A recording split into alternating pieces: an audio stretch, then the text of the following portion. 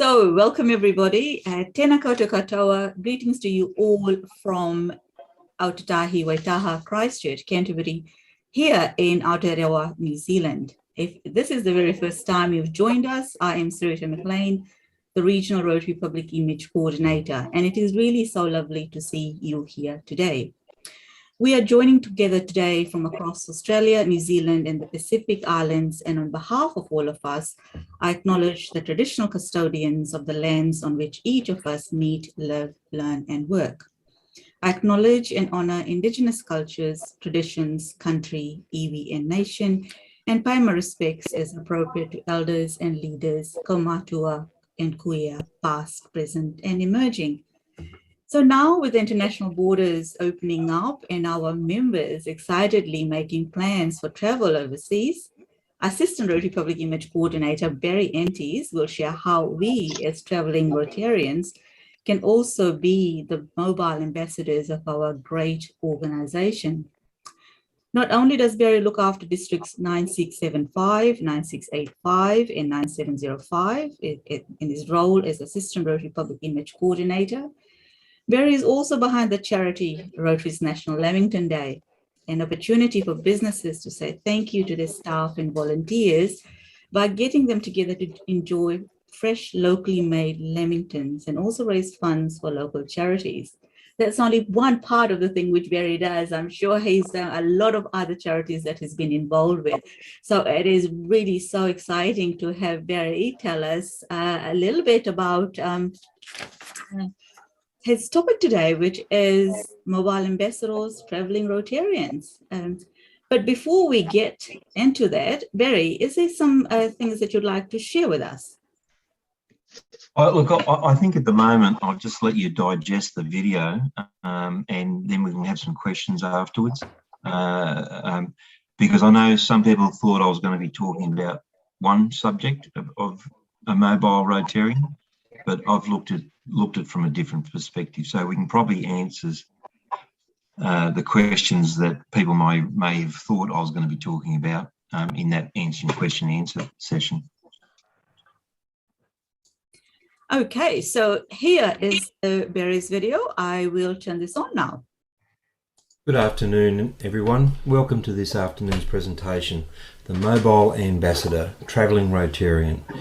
You have your bags packed, you've booked your holiday by the beach, and you're about to hop into your car.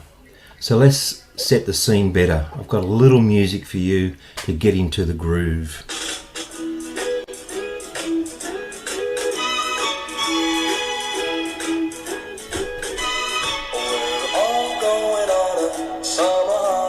Oh, wasn't that great? But sometimes we're not as lucky like the Griswold.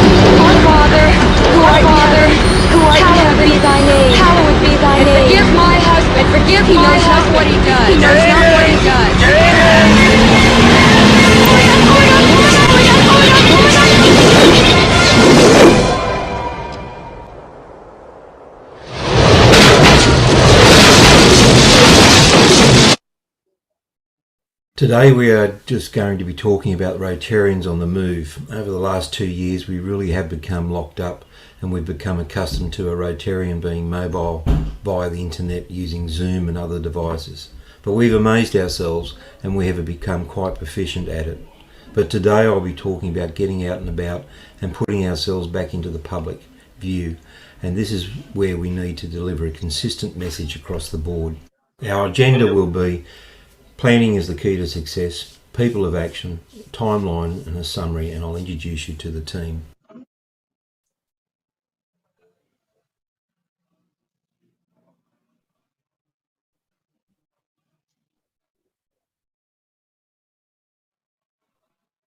So in the planning stage, when you travel overseas or national, you will need insurance, and if you're travelling on Rotary business, you're covered by Rotary travel insurance. Here in Australia, we normally contact our district insurance officer and advise them of our itinerary. I'm not sure what happens in New Zealand, but I'm sure it's probably similar to what we have here. When on Rotary business, you'll need to look the part. Visually, we need consistency of brand on your clothing and accessories, and I recommend looking to the RDU Supplies shop. They have the Rotary brand always correct and it's always positioned in the right place. Plus, you are contributing to RDU as well as paying royalties to RI. When you travel to some of our Rotary events, quite often now they'll have apps that you can download to keep up to date with what's happening within the House of Friendship and the speakers program. So if you can download an app when you're all visiting there, you'll be up to date with whatever, and you can use that as a communication device as well. Social media is so powerful nowadays.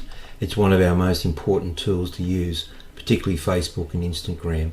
The use of hashtags, I can't employ more to you that you try to use the hashtags whenever you're communicating about an event or somewhere where you're attending. Once again, I'm going to mention RDU Supplies to get some of those souvenirs to give away. They bring lasting friendships for such a low cost. Next, for you, you need to know how to tell your story, and here are the 5 steps available on Public's image site. Use it as your templates as you please, but it's important that you understand what you're trying to accomplish. Who's your audience? How did you take action? And what was your impact? And what did your audience want to do?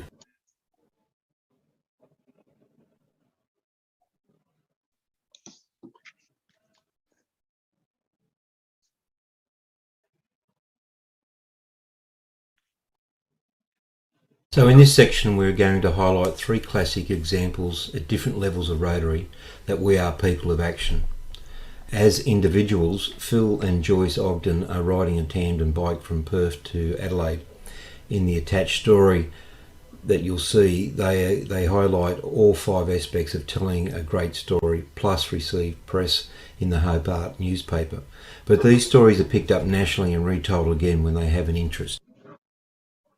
This is the Rotary Club of Nomads, a classic example of where they found a need for grey nomads on the move. Some were in Rotary, but these nomads wanted to get together to do volunteering work and raise funds when they had a muster.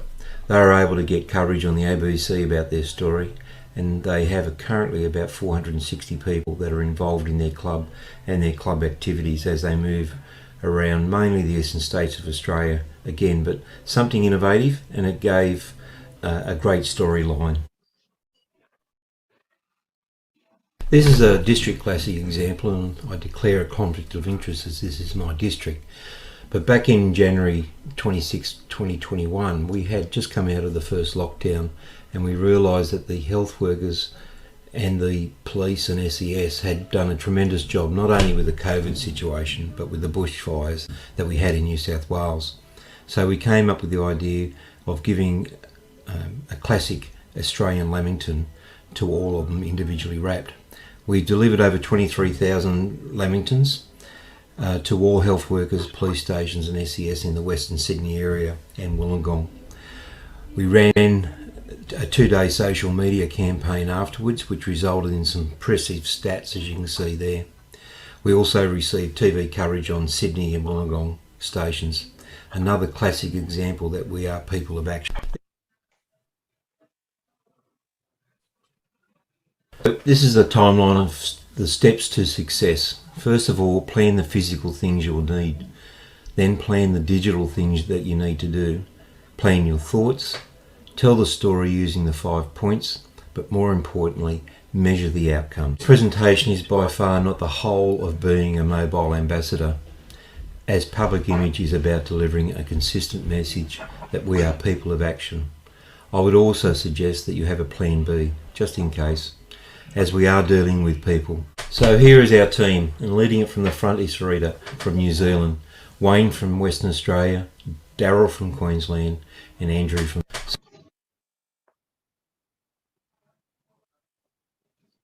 We have Pauline from Victoria, Rosalind from Tasmania, Milani from Fiji, and Liz from New Zealand. I thank you for patiently listening to us, and if there is any questions, I and the team are pleased to answer any of them.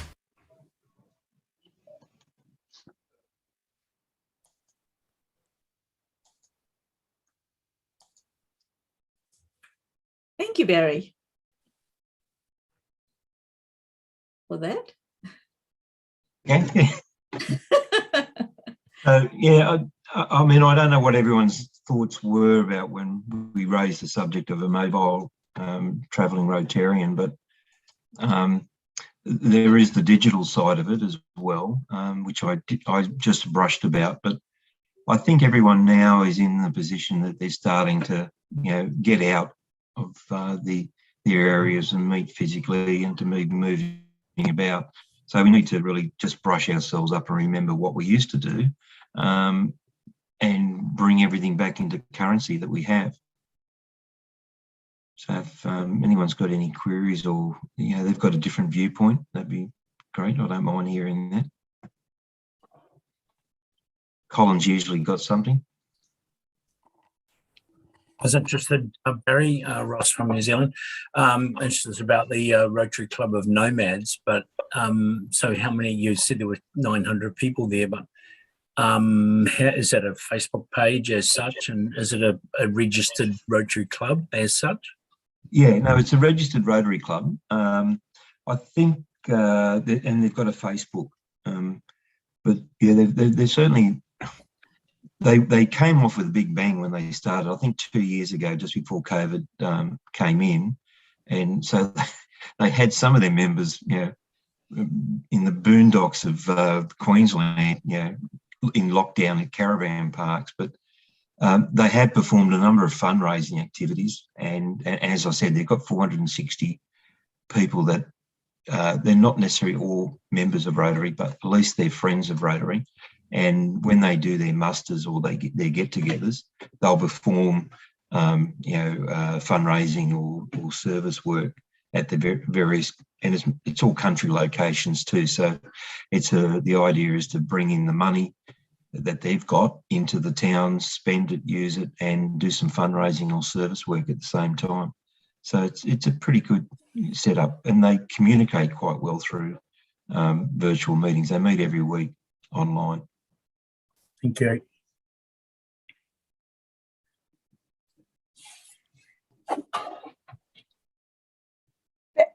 Barry, I'd just like to say thanks very much for including the story about Phil and Joyce. Oh, it's a great story. It's actually in the today's issue of the Rotary Down Under magazine that just came out. Great. And it's a. I mean, they're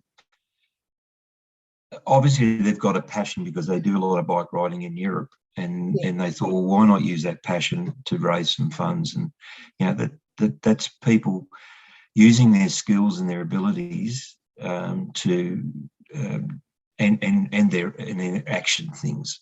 So they are good. They were good, and we can't forget Tasmania. They're part of us.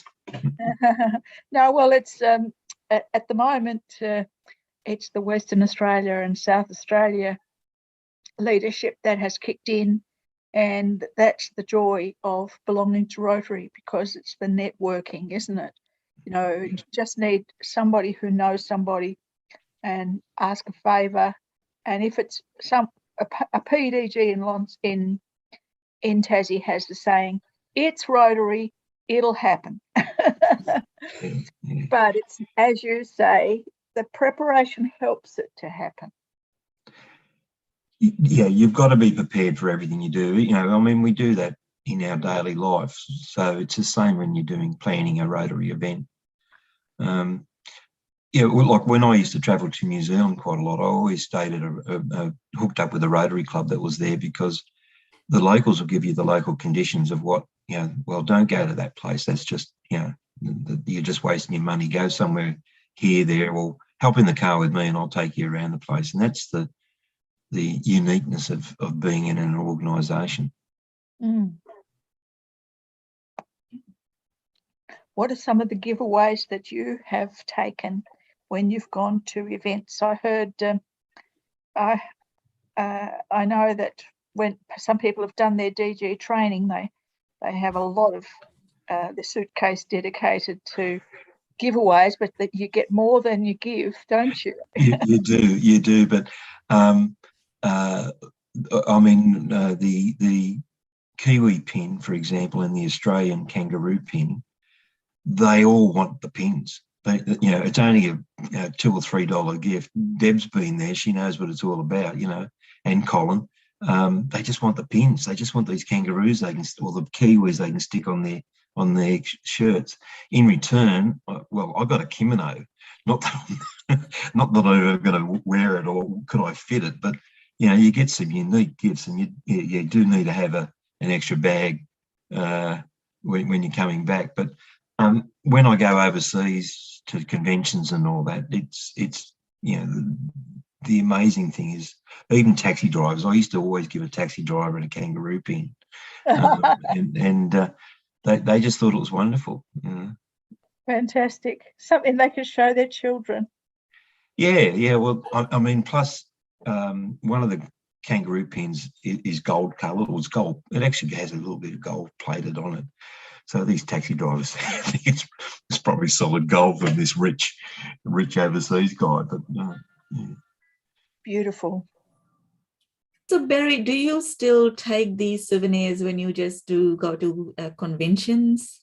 Oh yeah. Well, I usually if I know there's going to be like we've got the convention in Melbourne, so I know RDU Supplies will be there for that one. Yeah. But if they're not going to be there, I'll buy some souvenir pins and just I'll buy a bag of them and just keep them in my luggage, and always put a handful of them in my pocket. Mm-hmm.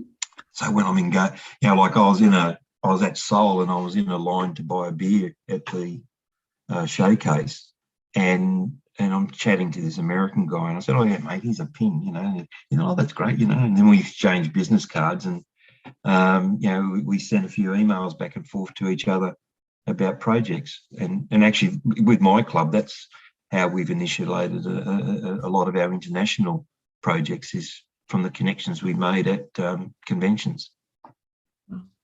So it's a great icebreaker as such, just to give a small gift away. Yeah.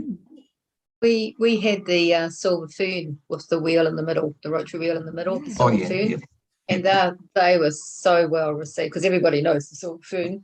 And I got given, you get in the list to go up to your room, and everybody piles in and they're busy, give them all out. And I remember one time, I've still got it. This Indian district governor-elect, she gave out beautiful bracelets. They weren't real stones, but it was a bluey, charcoaly bluey colour with little diamante things all throughout it. And I wear it regularly still. That was back in 13, 14. So, yeah. I was going to say, when I was in Seoul, I had a similar experience. Somebody was trying to get past me to get to a seat near me. And as she went past, I said, "Oh, that's an interesting kangaroo brooch." Didn't realise it was a pin. And she said, "Oh, this is our Australian pin." And I said, "Oh, here's our New Zealand one," because I had them in my bag. But at the time, I actually just thought it was a brooch. I must admit, I'm a bit slow on the uptake there. But yeah, they're very visible, aren't they, when you wear your country's pin? Yeah. Yeah. And nowadays, I mean, the apps that they download at the conventions, you can actually have a conversation with people that are in the audience, because they're quite advanced, good apps. So when you've got a speaker on board, you can tap into your app and have a communal conversation going on. Oh, isn't this person great, and everything else? I mean, well, Sheena, you would have remembered when that Ganglin dancer musician came on. The whole place just went crazy. Here's this bloke doing Ganglin style.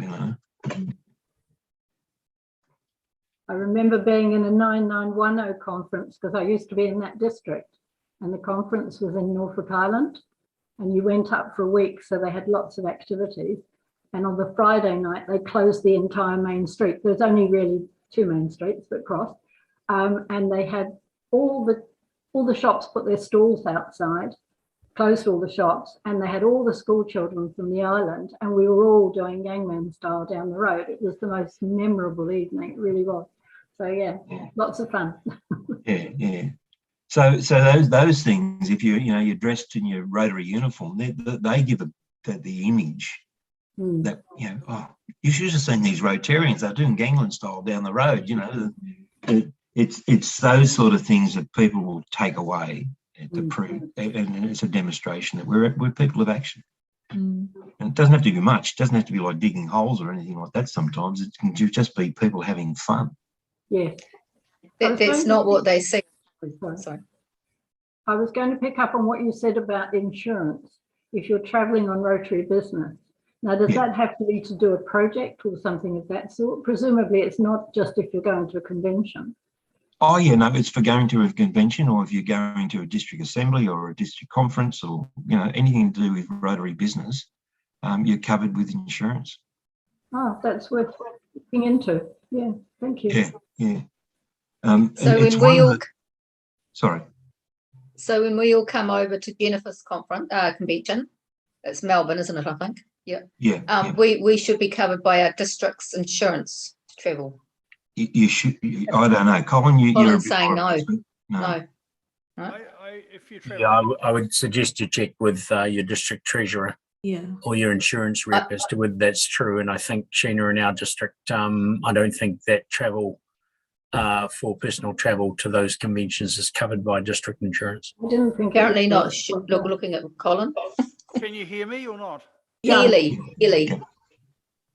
Can you hear me? No. Yeah. The answer is, if you're a DG or something, you've got an official role that you're performing at an event, sure, the insurance will cover you. But if you're just a Rotarian going across a convention and so on, no, you've got to do your own stuff. Oh, okay. Well, maybe you should all become Australians first, and then we'll cover you for travel insurance wherever you go.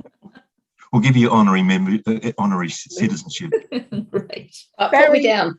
Barry, in 9830, you're not only covered for any Rotary event that you report to the insurance chair, but you are also covered for 3 weeks beforehand and 3 weeks afterwards of personal travel before you go to the Rotary event.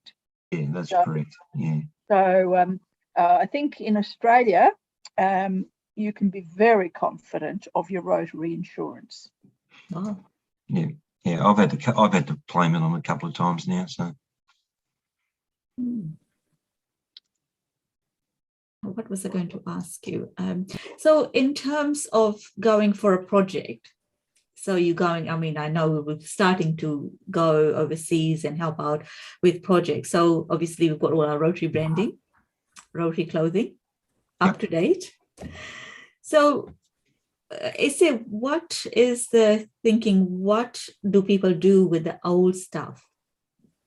How can we, what actually happens to the old branded? Well, I like recycling. So if you just give it away to some Vinnies or something like that, and if a homeless man's wearing an inappropriate branded item, I don't mind. It's keeping someone warm, isn't it? But yeah, you either do that, recycle it to someone who might be able to use it, or just at the end of the day, it becomes landfill. Yeah. But I mean, the only delinquents in keep wearing stuff that's out of date is males generally. They'll keep a T-shirt for 20, 30 years until it's in tatters before someone injects and says, go and buy something new, will you? Whereas I'm not being inconsiderate here. I think generally females will change their clothing as apparel as and when they think it's appropriate. Yeah, I would suggest that old Rotary clothing, if you're not going to wear it, you actually landfill it. There's been a situation in Auckland lately with regard to Coast Guard, which I belong to, where old shirt was put in through the op shop. Somebody picked it up, put it on, and then started abusing people out in public on the buses and so on. Oh. Very bad look. So I would get rid of it if you're not using it. Use it as rags or a gardening shirt or something, but don't put it through the op shops. Good idea. All right, good suggestion, Colin. Yeah, very important. Yes, St Vincent de Paul, if you've got St Vincent de Paul in New Zealand, Yeah. They have a rag recycling business. And so if I were you, Sarita, I would investigate donating to St. Vincent de Paul's rags system, and they supply mechanics and so forth. So then there's no risk of something like that happening. That's really interesting. Thank you very much for mentioning it. Because, like being, like I'm always caught between, it's kind of perfectly good, but I know obviously it's not on brand now. So, what do we do? Can I just, I can't really cut out the logo because it's going to be useless otherwise, and patch it up. That doesn't kind of work. So, what do you do with things like that? So, yeah, it's, I guess we just have to bite the bullet and just make it into rags. So, yeah. Still hard to stomach that thought. Yeah. Well, interestingly, looking at the articles on the Rotary International policy, Rotary International Public Image blog, where they're talking about photographs, they really don't want us to look like school children all wearing exactly the same. So the tip on the Rotary blog that I have read about photography policy is if different people, some people might be wearing the district shirt, some people might be wearing the club shirt, some people might be wearing one that they've been given from overseas, but as long as it's compliant, a photograph with a few different looks that are all Rotary compliant is better than one where we look as if it's very staged. Yeah. When it's a mix of different Rotary branded looks that are compliant, then we look very natural. And that's what Rotary wants us to look. Rotary recommends the fly on the wall style of photograph. Yeah. Well, I mean, in a lot of cases, that's probably does what happens anyway, because I know with the RDU supplies, the shirts aren't all navy, for example. They're all different colours, and some clubs I know will go with a same coloured t-shirt that Colin's wearing there. Is a nice teal, or some go for the navy, and so you do get your mixtures occurring when you've got multiple clubs at one venue. But navy is not a Rotary colour, Barry. They shouldn't be selling things that are navy blue. It's royal blue or sky blue or azure blue that are the three Rotary blue colours. No, I'm talking about the colour of the shirt itself, not the emblems. The emblems are always the same, but the shirt can be white, it can be cream, it could be whatever colour suits your own liking. So, but you'll find a lot of Rotary clubs will buy the navy polos because they're doing a lot of heavy work and it's easier to keep the dirt away from. And if you shop at international conventions where there's masses of stuff that is all licensed by Rotary, I've got a purple T-shirt, I've got a pink T-shirt, and I've got a grey T-shirt that are all Rotary ones. Yeah. We've got that Lollipink T-shirts. Before we had our official name, we didn't know what we were still trying to get permission to use our Murray name. We thought, well, what are we going to do? So we just checked out with a couple of people in the supposed being public image know. So we've got this Lollipink T-shirt, and it's got the black, and everything's black, the black wheel, and with Rotary, it's a new logo. And then underneath it just had passport because we didn't have a name. Yeah. And I'll tell you what, the unusual colours, not the standard white, black, or navy. We had two of each colour. They were quite varied colours. I got stopped and interviewed by a TV crew that were there because I stood out in the pink. And then I also there's a video I think that Liz put up on the tree planting, and it was at that. And I see that, lo and behold, that Deb's in her pink T-shirt there. So and people have said they love the colour because it's not what they're expecting from Rotary. Yeah. Thanks, Dave.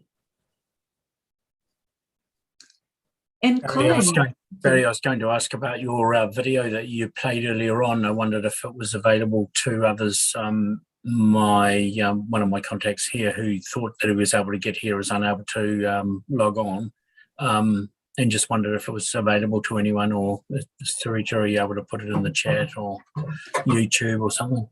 Yeah, most definitely. So all of our sessions end up on. We've got a YouTube channel, Rotary Zone 8, and so I will get Phil Lacey to actually pop it on there, so it be widely available to everybody. And all of these recordings will be sent to you first, but the whole, the entire length of it, including Barry's presentation, and I can separate both those out so you can share widely if you wish. Is that okay, Barry? With you? Yeah. I've said yes, and then I asked you. The low price of nothing. Okay. And and then we'll pop it wherever we can, because it's 8 minutes long, so quite a decent size.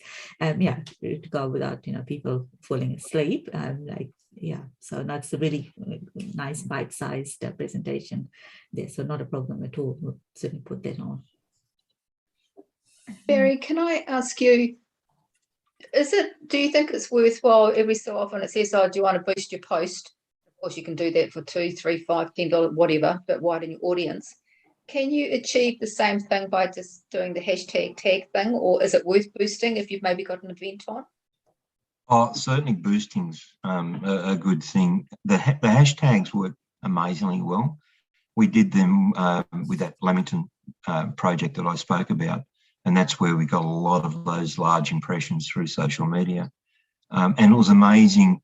Since the COVID, people are somehow using hashtags a lot more in their messaging, as well as they seem to understand that certain hashtags meet different criteria. So the People of Action hashtag gets some good coverage.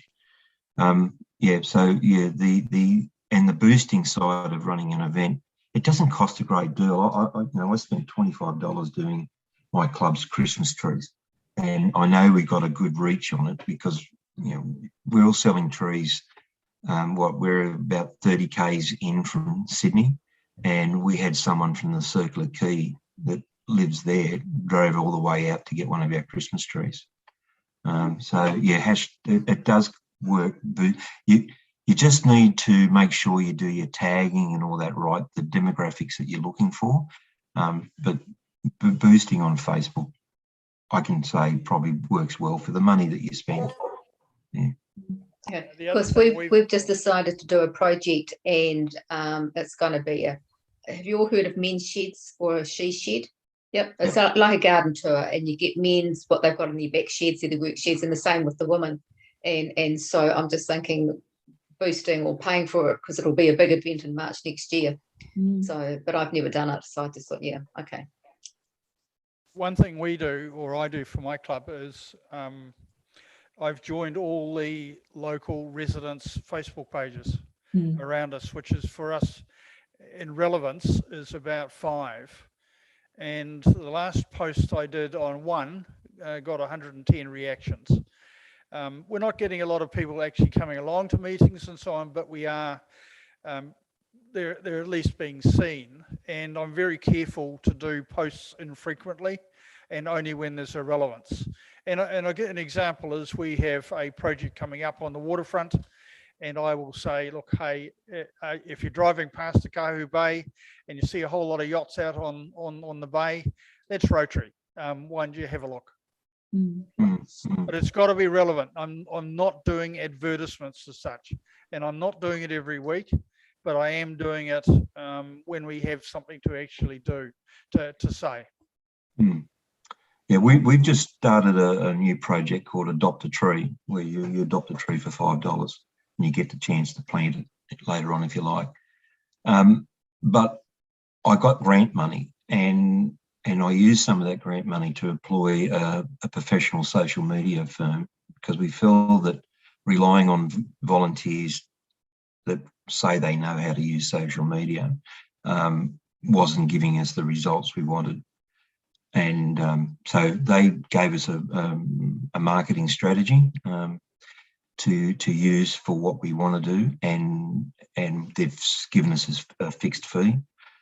Now we're about to launch that tomorrow, and it'll be interesting to see how our conditions go, because we've reached a plateau now, and we'll be able to measure it very, very well if this social media is working well. But it doesn't cost a great deal, but if you can get some grants to cover that, it saves you using, your own funds and make it available. But it seems we feel confident in it anyway. So it'll be interesting. I'll give you some feedback as and when it starts to go, if it works. But that's another alternative to look at. Okay, thank you. Okay, and the other one I had, Colin, you talked about dividing your time between two clubs and how this fits in, being a mobile Rotarian. Oh, yeah, okay. Well, we're nowadays probably 3/4 of our time in the Bay of Islands rather than in Auckland. So we're carrying on Rotary up here as well, but we're not changing clubs from Auckland. We're staying with our existing club. In the coming year, I'm still public image for our Auckland club and Beryl's membership, but I'm also got a subsidiary district role. I've been trying to get away from that, but I got hooked in just to help with the district newsletter for the year ahead. And on that score, we've gone away from long form stories and so on in the district newsletter to basically thumbnails. But the other difference for the district newsletter is that we're going to lead in many of the stories with a short video clip. It might be a project person just doing a 20-second introduction to the story with the critical facts, and if they get nothing else, they've read it. So it'll be interesting to see how much better the district newsletter is read with video clips as opposed to just a picture and some script. The big challenge, of course, is doing that is far more time intensive. The good thing from my perspective is somebody else will do the video clips, but I will do the technical side of getting it into the newsletter and so on.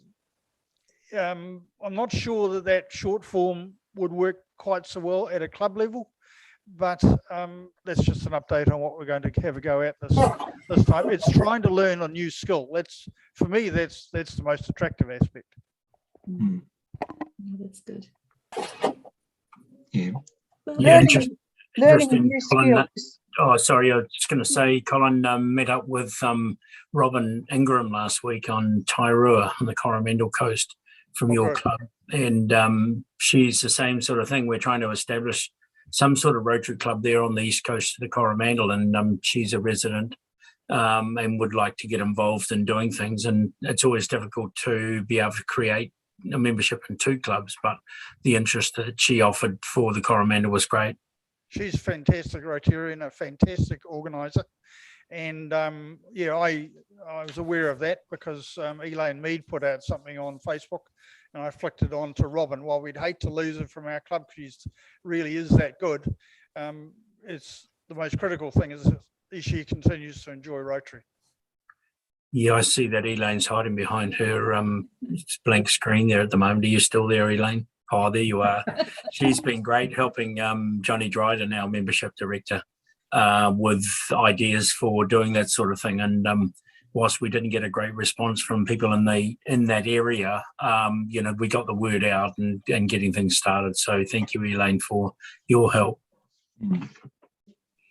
Wonderful. That's fantastic.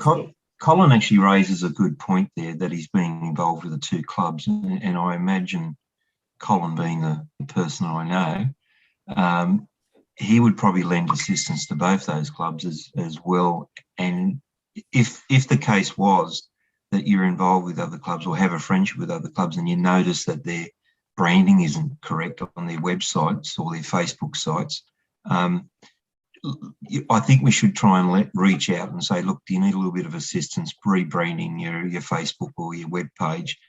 If you've got skills or you know someone that's got skills, to introduce them to it to maybe clarify, because you'll find a lot of clubs, someone set that Facebook up or the web page, and they don't know how to make the changes. And Elaine's nodding her head there. She's probably come across quite a few in her travels. No, fantastic. So any further questions for Barry? Okay, well, so as always, I encourage you to share whatever we've talked about today with your clubs and your districts. Ask those difficult questions, and if you need assistance in this public image space, do reach out to us. All of our details are on the Rotary Zone 8 website. So you can see who we are, our photographs, and also our contact, our phone numbers and our emails. So do reach out to us. And if we don't know, we'll certainly find those answers for you. So for our last session for this year, for this Rotary year, will be on Sunday, the 29th of May. And since lots of people have asked, we are going to be joined by a very special guest, Rhys Martin, the creative director and photographer from Rotary Down Under. So Rhys will share how to take good photographs and how to ensure your photographs that you take get published, which is really, really important. And also we'll be looking at how to tell Rotary's story to a broader community. So I'm working on both Angela and Barry, Angela and Rhys, to see what we shape up on for the 29th of May.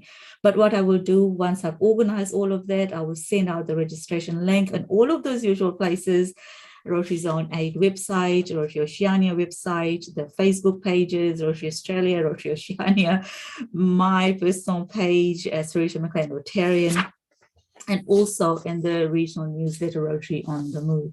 So we'll share it certainly widely to everybody.